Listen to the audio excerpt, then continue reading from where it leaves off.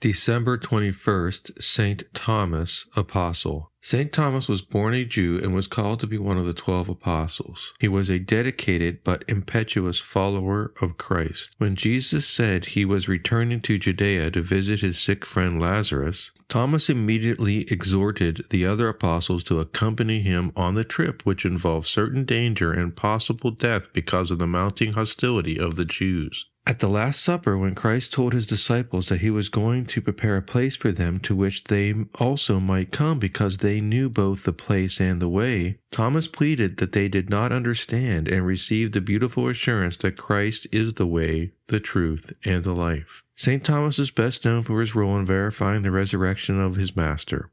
His unwillingness to believe that the other apostles had seen their risen Lord on the first Easter Sunday earned him the title Doubting Thomas. 8 days later, on Christ's second apparition, Thomas was gently rebuked for his skepticism and furnished with the evidence he had demanded.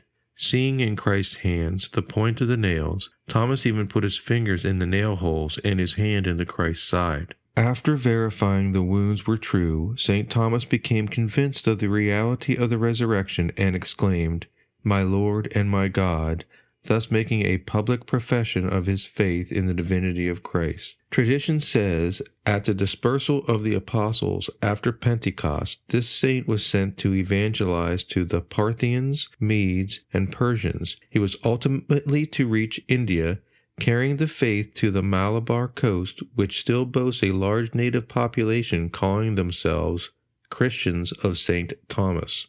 In art, St. Thomas is commonly depicted as a young man holding a scroll or as a young adult touching the resurrected Christ's wounds. St. Thomas was mentioned in several texts, including one document called the Passing of Mary that claims that then the Apostle Thomas was the only one to witness the Assumption of Mary into heaven. While the other apostles were with Mary, Thomas was left in India until after her first burial. He was then transported to her tomb, and he saw her bodily assumption into heaven. In many versions of the story, the other apostles doubted Thomas's words until Mary's tomb was discovered to be empty, with the exception of her girdle. Thomas and the girdle were often depicted in medieval and early Renaissance art.